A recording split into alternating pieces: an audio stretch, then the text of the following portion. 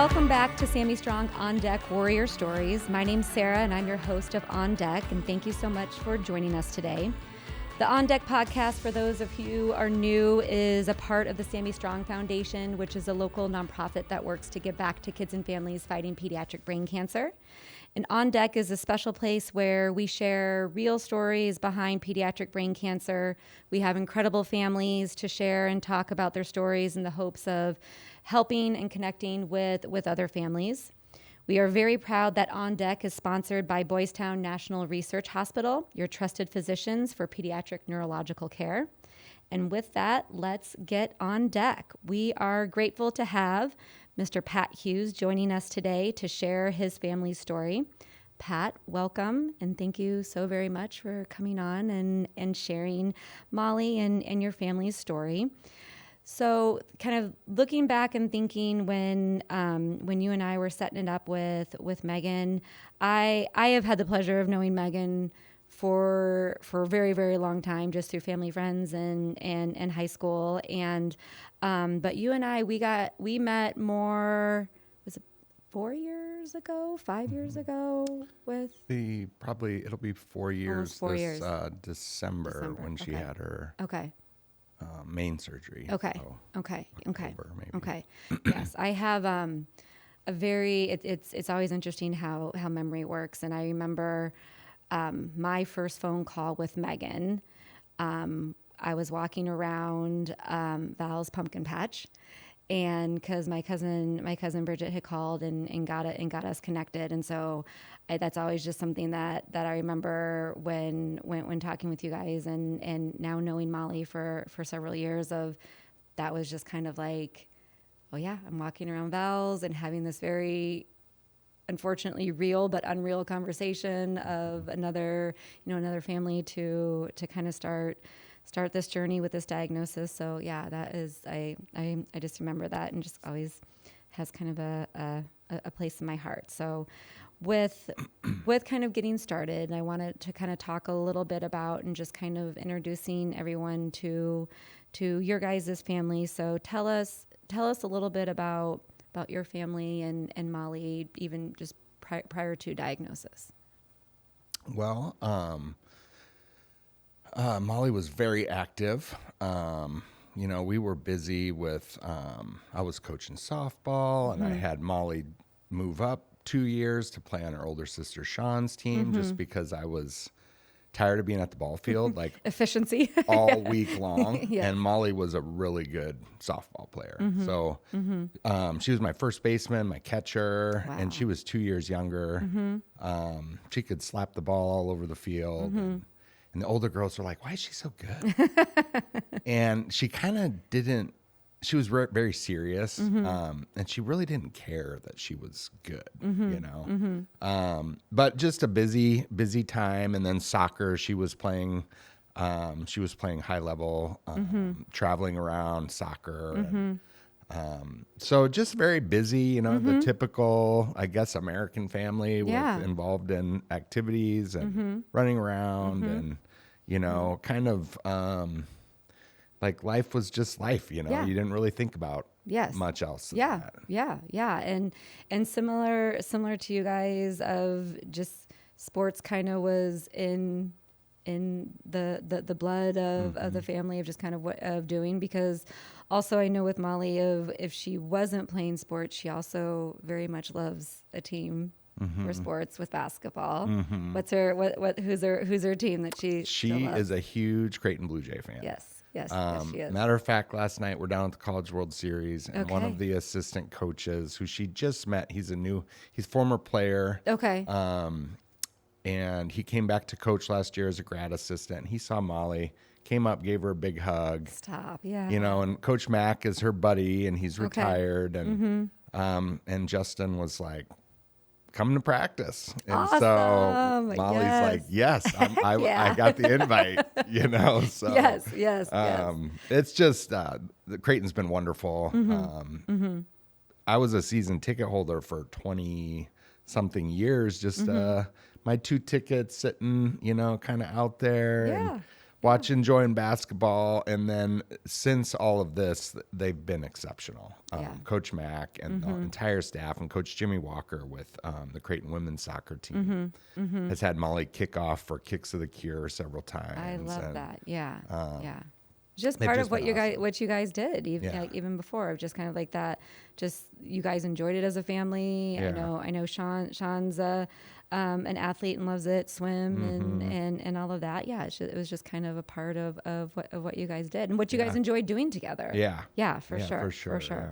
What so talk a little bit about Molly and kind of like her personality, school interests with that, because if I was thinking back, was Molly 7th grade when she was diagnosed, or 8th grade? She was 7th grade. Okay. It was October of her 7th grade year. Okay. So Sean had just started high school. So she was navigating that, and we had taken Molly to her pediatrician for routine check. The yearly. Her birthday's in July. It was maybe in the fall that we went for a checkup, and pediatrician asked, Molly, you wearing your glasses? Nah, I don't need them. Well, typical 7th grade yes. response. Mom, take her to get her eyes checked. Okay. And I'm the only one that wears glasses in the family. We went to Target. I go to Target. Yeah. That's where we go. Yeah. And very serendipitously, this optometrist said, can I run another test? It cost $30. And I was like, here's my card. No big deal, And then she says, after that, she's like, can I call the hospital and make a MRI appointment? And her optic nerves are swollen, so I'm going down the rabbit hole. I'm like, oh geez. Now, did she ask to do the next test, like because she saw something, or just? Yeah, she thought that her optic nerves were swollen. Okay. And so this other test proved that. Showed it. Okay. And so I said, yes, go ahead and call. And Molly had a soccer game that evening. It was a kind of a big game against a big, like a local traveling team. And Molly's a goalie, and she's having a great game. They're holding this team at 0-0 at half. I think they were down 1-0 in the second half. Okay. It was an excellent game. Yeah. And toward the end of the game, the hospital calls and says, we've been expecting Molly for an MRI. And she was set an appointment for wanting to go now. That day. Oh my gosh. And so okay. they call Megan, and Megan's like, she's playing in a game right now. She's kind of like saving the team in goal right now. She needs to get in here. And so the game gets over, and we're trying to be very calm about it, even though our hearts are racing. Yes. Yeah. And, the game became the second thing right away. Oh God, I didn't realize it was today. And so, because up at this point, other than what the eye doctor saw, there hadn't been any other symptoms. Like Molly hadn't been saying my eyes hurt or my head hurt or anything. So she had, I'll say, very few symptoms. It was the fall, it was October, and she had been complaining of headaches, and she never drank water. She has my first question every single time my kids say she has allergies. We're like, okay, take an allergy pill, drink lots of water. Yes. Yeah. And that seemed to, this is all in hindsight as we look back. Of course, yes. But we didn't physically see any, her eyes were off, or, she didn't have any kind of tremors or, any kind of thing. Nothing that would put it more than truly a rudimentary, okay, drink some water. How much water have you had? Yeah. So that fall we had been kind of doing that, and then every now and then she said, I've had a headache. Well, you've had 3 soccer games today. It was that kind of thing. I think it was when maybe she was under stress that those maybe symptoms came out. Yeah, which is also very situationally appropriate. Yeah. And so it was just that whole like, oh God, we got to get her. So we get her in my truck and we're like, well, we have to go to the hospital to get an MRI. And she's like, well, I'm on dinner. Yeah, You know, I'm like hungry. I just played an like amazing soccer she's game. not putting two and two No, together, no. as a 13-year-old. Right. So we stopped and got her some food and go in to have the MRI. And then that night, it was a big shock for Megan and I. Yeah, absolutely. Because it's like 7, 8 o'clock at night by the time we got her down there. Mm-hmm. By the time the MRI is done, and it was probably 10 o'clock at night. Yeah. The doctors come in with this very somber look on their face, and it's like, oh boy. Yeah. Yeah. What now? Yeah, It's your it's a world visceral flips. memory of just we had the same of like the moment like the doctor came in, and there can we talk to you outside, and it was just it's surreal. It's just it's hard even like talking about it now with it because it's just it's a moment in time. It's a like moment that your whole brain. world just changes, and you just remember everything about it and nothing all at once. It's really weird. at least for me, where it's just like, wait, what? It's very numbing. Like, wow, and then you start, your mind starts racing. Like, now what? What wow, what does this mean? Yes. But it kind of is. For Molly, it definitely was a moment in time that her world changed. Oh yeah, absolutely. And that's something because we've had some amazing families come on and shoot and share their just incredible stories, and kind of what I was thinking about preparing for you to come on is a really interesting point of view that. And not necessarily unique, but unique to the podcast that I was reflecting on that you guys bring is most of the other families that we've had the pleasure of talking with up until this point, their kids were younger when they were diagnosed. I think Sam was probably even one of the older ones, and Sam was 9 when he was diagnosed. And so I thought that you guys brought just a very unique point of view of having kind of like a quote unquote, I know she was still 13, but 13 old enough to understand like what an MRI is, what, and how can you share a little bit of like what that was like even for Molly of, I mean, she knows, right, right there when when the doctor's talking, where Sam, I don't know if it was a good thing or a bad thing, but we had about 10 hours to kind of like collect our thoughts because Sam was asleep, because we were late at night too. Sam was asleep when we heard, and we got switched to another hospital. So we, for better or for worse, like I said, had about 10 hours where Joe and I and child life specialists were kind of like devising a game plan of how to tell him. Where Molly, I mean, she knows the moment the doctor says those words. Like how do you remember like Molly's response or her reaction, just being a little bit older? Well, I think she understood, but she didn't. She knew, like, okay, I just had a MRI. I was in this tube, and knew something was wrong in her eyes, so she thinks it's her eyes. Not realizing that's a symptom of what else was going on. I think so. Still, there was some confusion. I kind of draw a blank on some of that. It's very, I remember how I was feeling and like shock. And I know Molly was shocked. I can't remember if she asked any questions, though. I just can't recall that. I think she did, but I don't know what that was. Like, is this, I think she said, am I going to have surgery? And, that was kind of like, well, the doctors are trying to make a game plan. And, it's just so new to everyone. Right. Yeah. It was just kind of a blurry few days. Yes.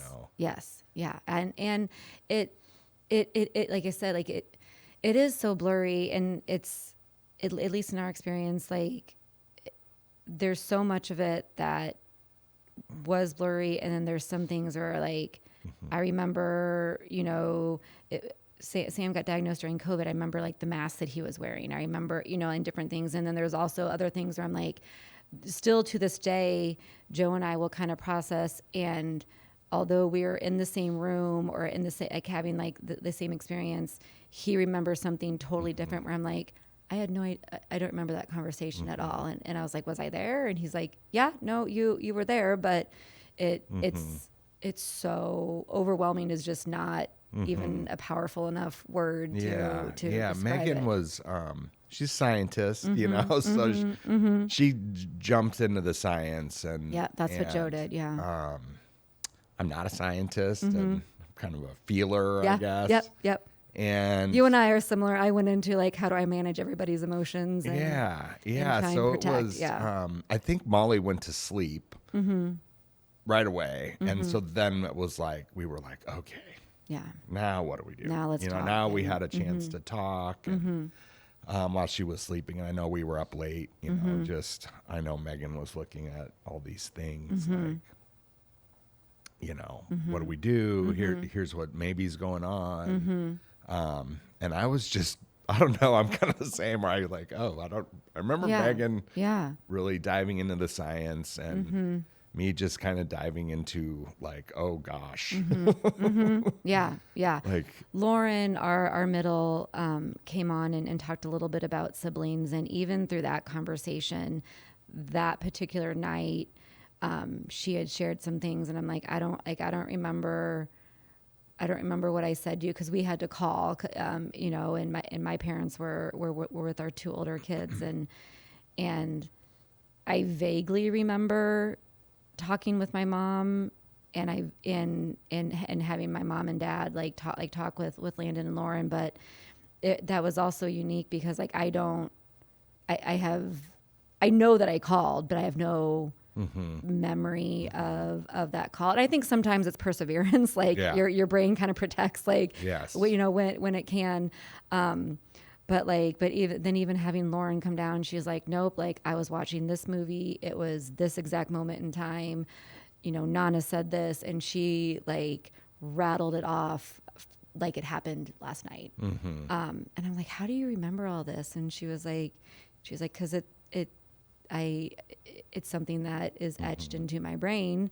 And then she's like, and then the next couple of days, I don't even remember. She was like, did I go to school the next day? I'm like, I think you did. Like I assume that you did because we didn't really know what was going on. And I'm like, but I don't know, it's probably 50-50 because I don't remember. And she's like, no, I think I remember too. So it's interesting how the brain works of like protection and that. Yeah. Cause Sean wasn't with you guys. No. Right? And I remember I went home late that night. I'm sure Megan's mom or cousin, someone was at the house with her. And I went home and thought, okay, this will be good to get away. And then it was like, did the reverse. I was like, oh God, I got to get back to the hospital. I got to get back. Yeah. And just making sure Sean was fine. And I'm sure Sean has a similar memory of time where she's like, oh yeah, Dad, this is what happened. I don't really recall that. Yeah. Yeah. So what did the next couple of days look like for you guys? 'Cause it's just an intake of information and emotions and all the roller coaster. Yeah. So Molly went on some kind of drug to help reduce that or keep the hydrocephalus at bay. Okay. That was the emergent part of it. Yeah. Like, we got to figure this out. Okay. We got to figure out, how to get this fluid down before she has some other bigger thing happen. So that was number one. And then I think it was just that whole, trying to figure out and navigate, like what are the options? Not knowing, like we looked at the internet and saw, here's some options, but are those real? Right. All these cases are different. So I think it was just a lot of that, and the location of her tumor was a big challenge for any doctor or professional. Like, wow, that's in there. So the next couple of days were just a lot of that. And then, Megan had this conversation going with you in the background. And I just kind of remember she said, we're going here. Okay. And there's an opening at a clinic on a Monday. It's like, all right, I'll drive. Okay. Yeah. So we just kind of were getting opinions and just trying to navigate. I mean, it's just such a it's all you can do. Yeah. It's just like intake, process, and yeah. And we unfortunately, there was another student at Molly's school that had died like several months earlier from a brain tumor. Okay. She was a year older, I think, older than Molly. And so that was really raw for the community as well. Like, oh gosh, here's another kid, same school, brain tumor. Yes. Yeah. So the support and probably for Molly too, because like she's already been introduced to the scariest component of what could happen with this diagnosis. So you weren't even starting from like, okay, here's a brain tumor and this is what and she's already had some unfortunate like foundation of it and preconceived notions of it. And the school they jumped in and were supportive right away. And I'm sure you saw the same. I mean, people are trying to bring us dinner and we're just trying to like, hey, we're still trying to figure this out. Right. We don't really know what's going on. Yes. We don't know.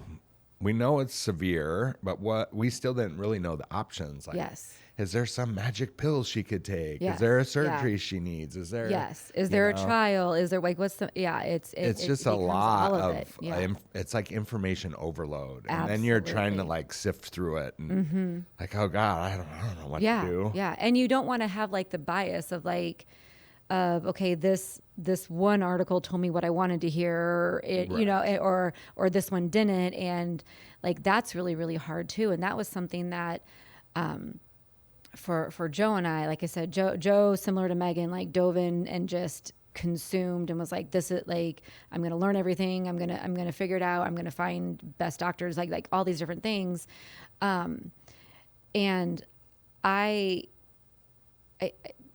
100%, can say like, I was pretty naive with like how different, like, even opinions could be, or routes of surgeries, or like, I mean, like, and I say it all the time, like, of like you don't know what you don't know, but I look back where I'm like, how were you ever function, like, because you just like I just didn't know. And so even hearing like, okay, here's these two amazing doctors or surgeons, and they have two totally different perspectives from the same imaging, from the same information. And it's like, it was almost unnerving of like, well, I don't know who to not necessarily trust, because it doesn't mean that there's one's wrong or right, at least like in our situation. But it was like, how is this so different?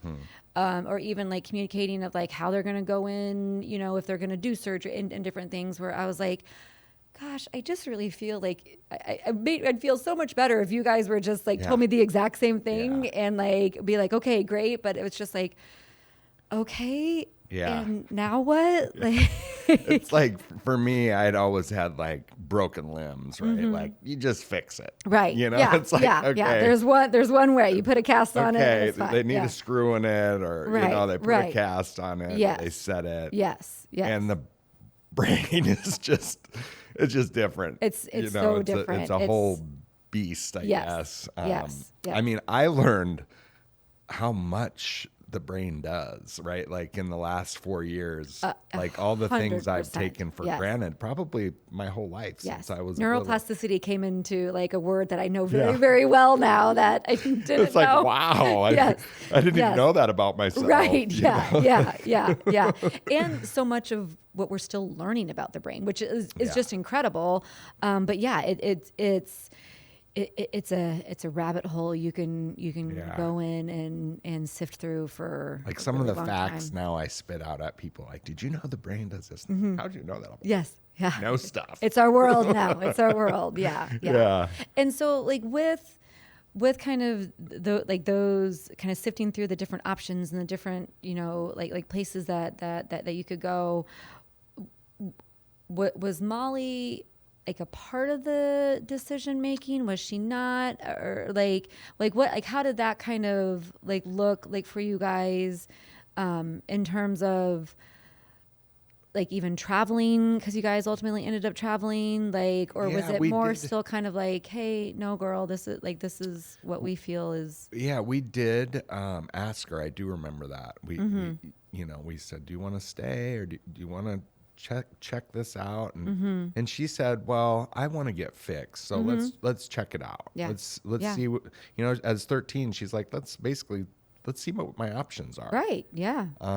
And so I think with that, we kind of just ran with it. Like, okay, she just wants to get better.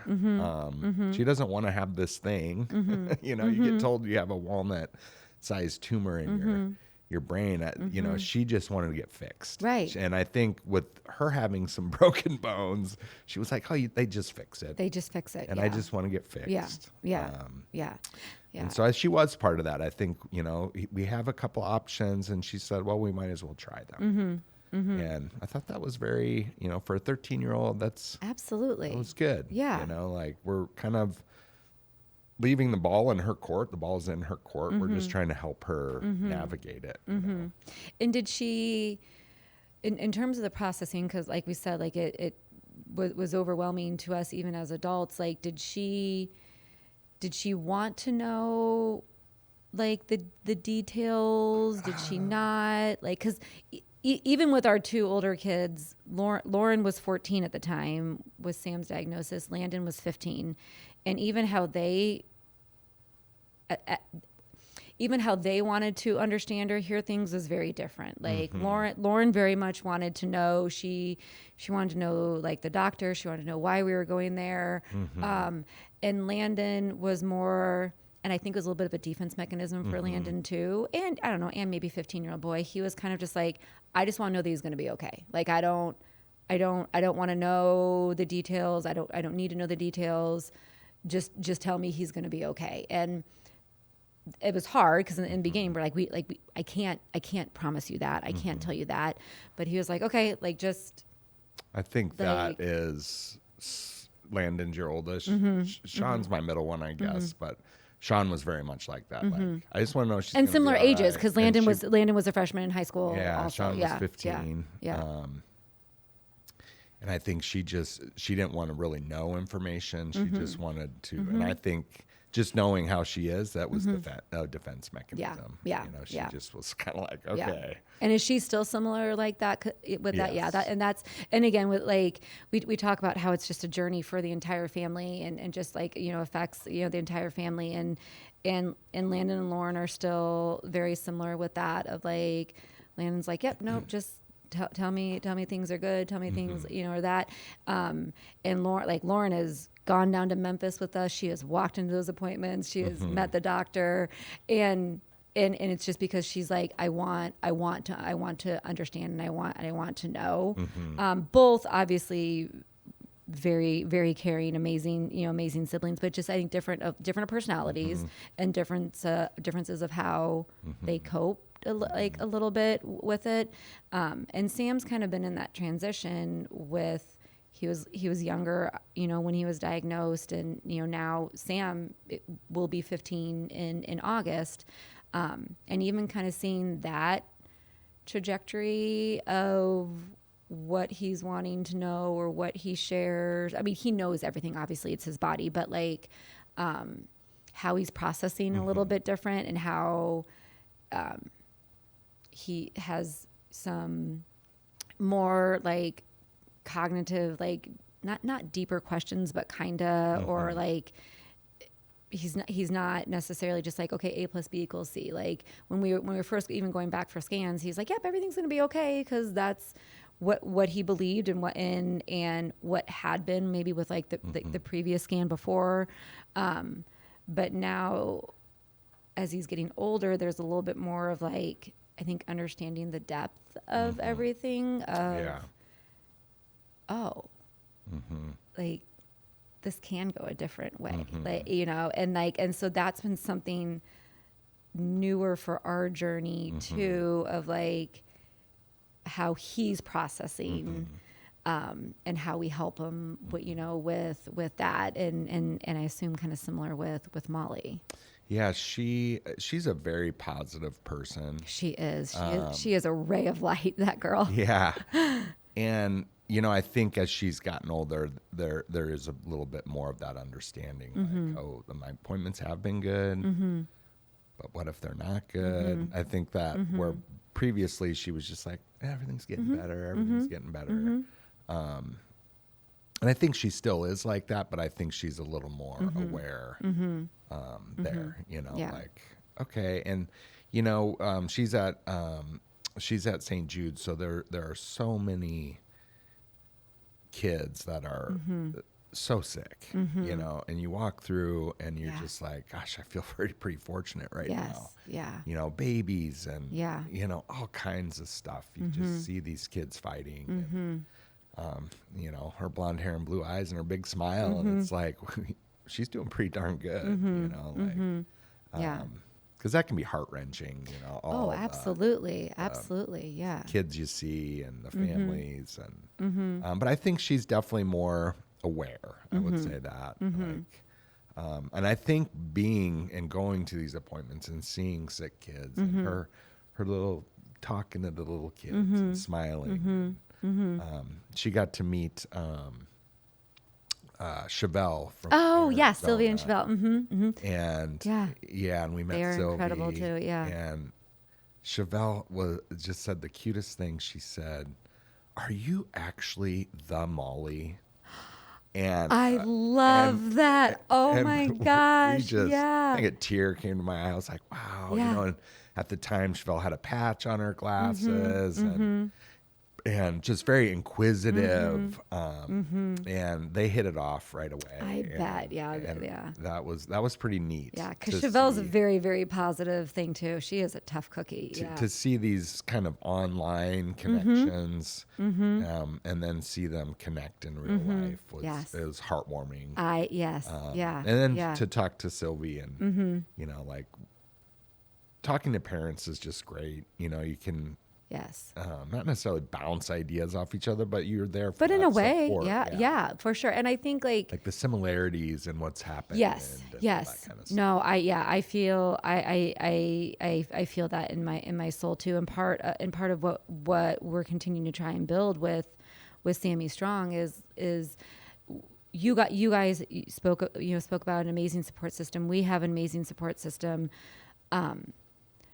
But you're right. Like there's another like level of connection with families who are kind of in the trenches too, or like are on this journey too. And all journeys are different, of course, but there's this element of you don't have to explain different things, or you don't have to try and like and justify, Sam's doing really, really good, and I'm really, really grateful for that. But like, damn, there's still really hard days, and there may not be as hard days as some other kiddos that we've met, or at St. Jude's, but it's still hard, and different things where I think people who are part of this journey too, like just get it and just get it. Where, I mean, gosh, like Megan and I think I bounce so many ideas off of Megan, or different thoughts or different things. And, and Sylvia, and we have a whole text string of moms that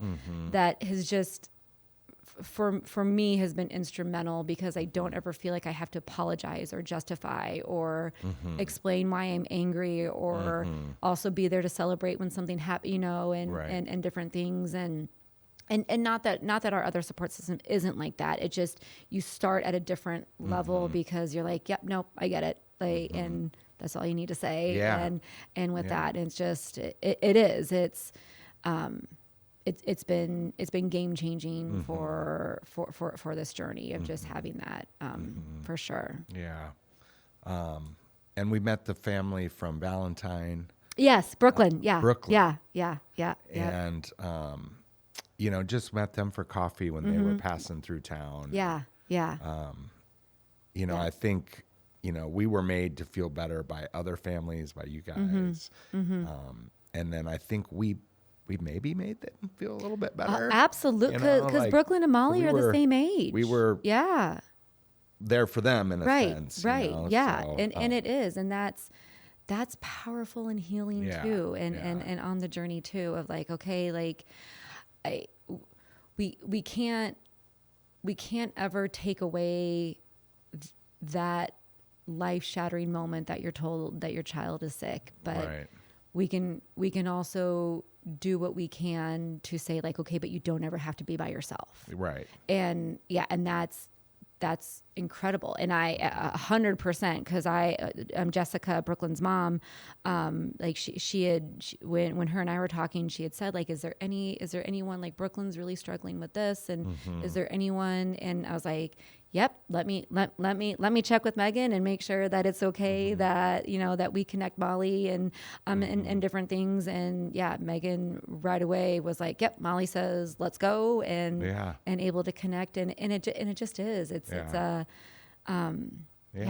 just powerful. It is. It's powerful. And so like you said, like, it's in a situation and in a journey where there's so much that we feel like we don't have control over. We don't, you know, we can't protect it. We can't save in different circumstances. But in those instances, like, we can give back, you know, with that, even if it is, you know, like a cup of coffee or Molly and Brooklyn talking and being like 2 15-year-old, you know, that are like, like we're so much more than this diagnosis. And they're talking 15-year-old girl, you know, and that validating. And it's just, it's powerful. And it is. How with Molly continuing to get, you know, to get older, and her learning a little bit more and you know, and continue to kind of ask questions. Have you seen her kind of grow, to like kind of advocating for herself a little bit, or what does that look like? Because we've seen a little bit of a shift with that with Sam at times. Yes, she definitely advocates more for herself, and I think, you know, going to an all-girls school, it's a preparatory school. She's really learned that in high school, through all the different supports we've had, that she's got to advocate for herself. We can't be there. And, you know, now she's 16 going on 17. And just the improvements she's made. In December, it'll be 4 years since her surgery. And the thing with Molly was the biopsy surgery, and to put the shunt in October, that'll be 4 years in October. Molly was back playing soccer like 3 weeks later with a metal plate in her head. And like, didn't miss a beat. And it was like, oh yeah, this is awesome. And then to go fast forward a couple of months to December, and we're so naive. We're like, okay, she's going to have this surgery and everything's going to be just grand. And she had to basically learn how to walk and talk, and soccer now was way away from where she was at that time. I just remember her like kicking a ball in the hospital room, and trying to coordinate that left foot, and she had atrophy on her left side, right side. I get it mixed up. Right side, and then her left eye was like way up in the corner. And so that was really like, you know, the biopsy was just kind of this curtain, I guess, like, oh, you know, okay, she did it. She just did fine in that. Right. Everything's going to be, and everything was fine. It was just, I think for Megan and I to be like, wow. She started back at a different place. She started back at a way different place. And then hindsight, we kind of, like, Megan and I's theory is she kind of went through like, okay, she's 5 again. Now she's 6. Now she's 7. Now she's 8.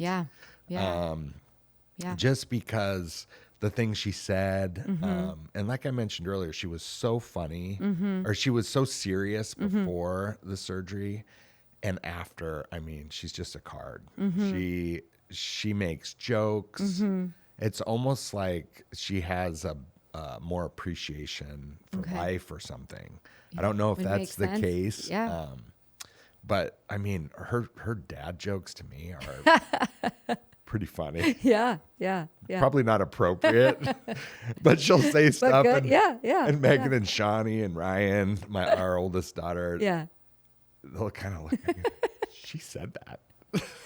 And kind of, I love that. Yeah. and then the other thing was she never cursed. Okay. Right? And then Okay. after surgery, all of a sudden she was like cursing. You're like, Molly, you can't. Which also may be appropriate for You can't say that. Yeah. Yeah. And she's we like, say know your audience a lot, like with the kids of like, okay, know your audience. So she did kind of have a little bit of a personality change with that. And then in these 4 years, she definitely has learned to advocate for herself. She asks questions. She reaches out to her instructors, her coaches, and says, you know, I have this going on. Can I do this? So, and there's been a lot of people along the journey that I think that have helped her to realize that she's got to speak up for herself. Yeah. Yeah. Mom and dad aren't always going to be there. Right. Right. You know, all that kind of stuff. Yeah. Yeah. And it's important and hard to, as a parent, to kind of sit back and be like, nope, you got to do it. You got, because we like, I think especially with a kiddo that is on this journey and has its diagnosis, it's really easy to be like, nope, I'm just gonna like, I'll just step in. But like they have to, like they have to learn it at that right age, because like you said, like we're not going to be around 24 hours a day, 7 days a week. And they don't want us at a certain age. They don't want us around 24 hours a day, 7 days a week. But it is like that's, and yeah, there's been moments where it's hard and it's scary. And, selfishly, sometimes I'm like, well, like, but like, I like doing that for them. And I, you know, and I want to keep doing my role of keeping them, you know, keeping them safe, but ultimately they have to take that over too. And that's a hard you know, transition. and like one of the things I know Megan and I worry about is Molly has a shunt now. And so, we tried to do a shunt revision a couple of years ago, and that was actually really good. It didn't work, but it was really good because now we know the symptoms. Like we know What that she gets very testy, like angry almost, and she's not like that. And sleepy. Yeah. Oh, so if she gets really upset and sleepy, something might not be working going right on with the shunt. Okay. Yeah. So good to. I mean, scary to learn, but good to know. Yeah. And so now every time, like, I want to go on this trip, and it's like letting go and like, okay, but what if something happens? You know. Yeah. So that's still always there for us. Always, and probably it probably will be Right. forever. And again, because it's like our DNA kind of shifts a little bit, and that's and it is, and it doesn't mean that we can't continue to try and hold ourselves accountable of like, okay, like this is your thing, not their thing. Like you got to let them still do what they're able to do, because everything else has changed so much for them anyway. So like, I know I kind of try to say like, all right, just give it to them. Like, just not like things, but like let them experience it, and we'll weigh it. Yeah. We'll weigh it and kind of make appropriate the decisions with that. So for sure. Yeah. What would you say has support wise been like the most beneficial for you guys in these last 4 years? Oh man, there's so many people that have helped in Molly's journey, from eye therapy to rehab services to I mean, Molly's still working on things. I think I think most beneficial, I guess, is knowing that there's people out there that help with all these random things. Yes. And having that community and that connection to know And then Megan's science. You know, she's very, sounds like Joe, very sciencey and get to the bottom of things. And I think the beneficial thing is just, there's just been so many, and I think just helping us navigate that and just, I guess, knowing that there's people that care and that, you know, are, if you're open to it, you know, and when these things get opened and just being, when you're in shock and awe about all these things and just kind of taking it one day at a time. I think for me, it's been one day at a time. Like, this happens. Okay, well, maybe that won't happen tomorrow. Maybe something different, you know? How do you balance that uncertainty? It's hard. It is. I'm asking you, tell me. No. Yeah. yeah, I know. It is. It's hard. I think for me, the hardest thing was after Molly's biopsy surgery, that like 2-week window of not knowing what you're dealing with. Like for me, that's really raw for me. Like I felt my heart racing. I'd try, and I'm not like a napper. I would like lay down just to try to like fall asleep. Just reset. Fall asleep so I don't have to think about all the things that are going through my brain right now. Yes, like, yes. It could be this, you know, and you just start thinking the worst. But that was really hard, not knowing that uncertainty at that time. So I think that having it so raw and real then has kind of made all the other stuff easier because at least we know some stuff. Yeah. You know what it is, what kind of cancer, what kind of tumor, what kind of, you know, you kind of now know who the people are. And even in those uncertain days, I think if you take it day by day, for us, fortunately, we've had people appear in our lives. You know, like it seems magical. Like, oh, how do I know this person? Right. Now? Yeah. And so that, me being a positive person, I guess that's how I look at it. Like someone will jump into this journey. I lost my dad at a pretty young age to cancer. I'm sorry. I was in my 20s, you know, out of college, and that was really hard for a 27-year-old kid, you know, to lose their best friend. And, you know, and fortunately I look just like him. So like when I see my dad's friends now, they're like, oh my God, you are Joe. Yeah. Oh, wow. Yeah. And so I have that perspective of, you know, missing a person for a long time and being positive about it. And so I just want to even be more positive with Molly, you know, just like try to take some of that away if possible. Yeah. That's all we can do. Makes sense. No, 100%. If there is a family listening, what message would you want to let them know that when they just hear those words of your child's sick? Oh man, that's a tough one. For me, I think I just threw those defense mechanisms up and threw on my smile. And not everyone can do that. Megan jumped into the science, the facts. What are the facts? And so hopefully, like, it sounds like your family and my family, we kind of had both ends of the spectrum covered. Yeah. So I think just being supportive of each other, you know, I think that's most important. Absolutely. We come from a huge family. Megan's family's side of the family is massive. Mine's not as big. But still tons of support from the outside.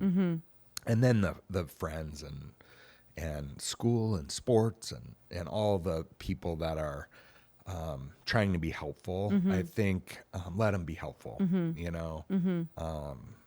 I think that is, you know, you might get annoyed, like, oh my God, I've got the 8th casserole dropped off in a week. Or, I'm kind of glad those days are over, you know, like, it's very supportive and it's, Absolutely. and it's, you know, and do it for the people. Yeah. Do it. Like that's fine. Yes. So I think just accepting the support and just kind of rolling with it and saying, you know what, I do need help with that. You know, being accepting. Yeah, and that's a big thing. And that's hard. It is. It's hard for an adult. Yeah. Yeah. You know, I don't totally think Molly has accepted a lot of the things that she's had to go through, and I think that's kind of where we are now. Okay. Is we're trying to get her to just accept where you are. Don't try to fight it. Don't try to, you know, at some point you're not going to be getting better maybe. But hopefully, you know, that even as adults, we get better at stuff. Right. Yeah. I know, I've gotten better at a lot of things. And I think that comes with having supportive people around you, accepting that support. I think acceptance is kind of the word where, No. and if we can get Molly there to just accept that, you know, this is where we are, and this is where your life is. And, you know, her older sister, Sean, had a torn ACL, and she had to work really hard, her 4 years of high school to get on the podium at state swimming. And because she accepted it, I think it was her sophomore year. She's like, you know what? I'm not as good, but I've accepted it. And then she got better. Right. So, I think using that as an example and Molly, you know, she's getting better with all these things. She's driving a car. Like every time she pulls out of the driveway, I kind of giggle. Yeah. Like, oh gosh. No. You hit somebody today, just, you know, just call. We'll figure it out. You know. I think that's just that's powerful of that acceptance, and not necessarily the acceptance of like it's never going to change, but the acceptance of like this is where we are, and this is like where we can continue to go. And I think having that family support and friend support, you know, and people say to us all the time, "Oh my gosh, I haven't seen Molly in like 6 months or 3 months. She looks even better." You know, like having those comments makes it feel good for all the hard work she's done. Absolutely. You know, Yeah. Because sometimes when like we don't necessarily see it when it's just a couple of months or that, you know, or she might not necessarily see it. Right. So that's. So I think that's getting her on the way to acceptance, you know, in a sense. But to fully get her there, that's going to be a challenge. Sure. Yeah. But for I all think of with age, she's getting better at that. Yeah. She finally accepted that. I don't need to play soccer anymore. I don't need to try to prove that I'm this goalkeeper. Right. I just want to be a good teammate. You know. So she does that with cross country and track. She runs with girls and kills it. You know, that are maybe lagging behind, or she got a positivity award in cross country just because she's always like, great job. You know? So that's great. That absolutely, that good teammate. That's a quality that some people don't have. So that's great. That's great. Well, we always like to end on something a little bit lighter. Just we have incredible conversations, and they can get hard and a little bit heavier. So we always like to end on a little bit lighter. So. You know we're in baseball season. You talked about softball with Molly. We have our SammyStrong Home Run Derby 5K coming up in August. So kind of in the spirit of that, if your family happened to be stranded in a baseball stadium for 24 hours and you could only eat one ballpark food, what would everybody eat? The girls, for sure, hot dogs. Hot dogs? Okay. Okay. Without a doubt. Yeah. We just had Sean's graduation party. Okay. And I rented one of those hot dog carousels. Nice. Okay. Solid. Big hit. Solid. Yeah. Big hit with the high schoolers. I love it. Yeah. I can't tell you all the old men that I saw getting a hot dog. So groundbreaking. Just get a hot dog machine, everybody. I don't even think like hot dog is even going out on a limb. I think Megan and Sean, they'd all be like, yeah. Ryan, they'd all be like, oh yeah. Yeah. Molly had some funny names for that she put in her phone, and she doesn't even remember after her surgery, but she made some rhymes of people's contacts when to kind of remember. And like pictures. So when my mom calls, she put in granny panties. And she doesn't even remember doing this. And then her oldest sister, Ryan, is Ryan buying hot dogs. So that's so great. And like to this day, she just leaves them. She's like, she has to leave them. I don't even remember doing this. That's perfect. I love it. So hot dogs. So hot dogs would be the big hit. That's awesome. That's awesome. Well, thank you so much for coming and being here and just sharing your guys' is just incredible story and continuing on and yes, Molly, she's just a doll and a ray of sunshine. And when you described her with like her big smile, like that's literally how I picture her. Yeah. Just Molly is just her big smile and all that. But no, thank you very much. And to everybody listening, if you would like to learn more about the SammyStrong Foundation or our upcoming events, we have our Home Run Derby 5K, like I said, coming up August 1st out at Warner Park for our locals. But go ahead and check out our website at gosammystrong.com. We would love it if you would go and follow us on social media, Facebook, Instagram. Our handle is also at gosammystrong. You'll be able to find this episode and others on our YouTube and Spotify and soon to coming to Apple. We drop episodes the fourth Thursday of each month. And so go ahead and check us out. Give us a like and a follow on that. And as always, this episode of On Deck was brought to you by Boys Town National Research Hospital. Backed by 40 years of life-changing research, Boys Town Hospital and medical clinics provide the latest, most innovative care to their patients. Visit boystownhospital.org to learn more about their specialty services, including their pediatric neuroscience program. Thank you for everyone. Thank you, Pat, again. And we'll see you next time on SammyStrong On Deck Warrior Stories. And remember, you are never alone, and to keep fighting because hope's on deck.